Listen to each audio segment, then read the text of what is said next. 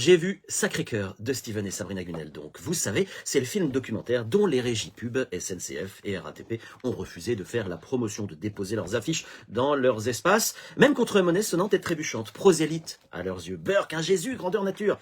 Il y a quand même un truc bizarre dans notre monde. La promotion du lait, du hideux, du malsain est plébiscitée, alors que le Sacré-Cœur de Jésus sur une affiche, ça fait scandale. Alors Conjuring, vous l'avez vu? La Nonne, L'Exorciste, pour ne parler que de quelques longs métrages d'horreur qui flattent les démons et provoquent les sensibles. Spiritisme, ésotérisme, pendule, Ouija, croix inversée, pas de problème sur les affiches. Allez-y, les enfants à partir de 12 ans. Un scandale, rendez-vous compte.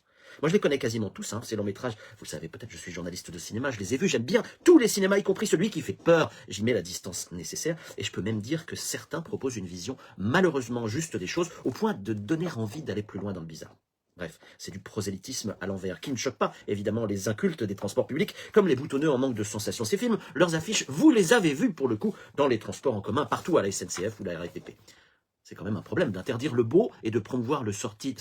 Surtout lorsque l'on a vu Sacré-Cœur avec un peu de distance, pas que en cato, mais en professionnel du cinéma. Voici un long métrage délicat et qui n'est pas porte-drapeau. La plupart des témoins sont des convertis, filmés avec attention et distance par Steven et Sabrina. Ils n'ont rien de militant, de combattant. Et puis pour la partie historique des choses, les réalisateurs ont reconstitué avec douceur et sans tape à l'œil les apparitions, la crucifixion, la Première Guerre mondiale. Un petit clin d'œil à mon copain Cédric Spinassou, d'ailleurs, dans le rôle de Georges Desvallières, un peintre qui vouera son art au Sacré-Cœur. Bref, ce film n'est pas militant, c'est un long métrage sur l'amour de son prochain et de plus grand.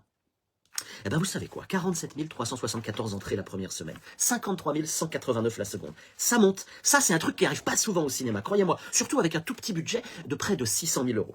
Il fait 89 entrées en moyenne par séance. C'est un record. Mais on va être honnête, le nombre de diffusions hebdo est plus réduit que d'autres longs métrages qui ont coûté parfois 10 à 20 fois plus cher et qui s'effondrent dans les semaines suivant leur sortie. Alors je ne citerai pas de nom par charité chrétienne, mais allez voir sur le site boxoffice.fr, c'est le site internet de référence.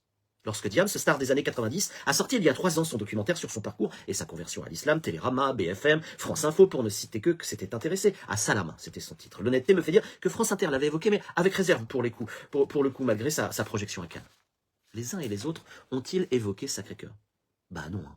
Mais il n'est pas trop tard pour bien faire, même si finalement c'est pas très important. Tant pis pour la promo, le bouche à oreille fait son effet, on se croirait revenu au temps des premiers chrétiens, ostracisme médiatique en prime. On est proche de la persécution pavlovienne de tout ce qui a trait à la croix. Pas grave, il, avec un I en majuscule, on a vu d'autres. À la semaine prochaine.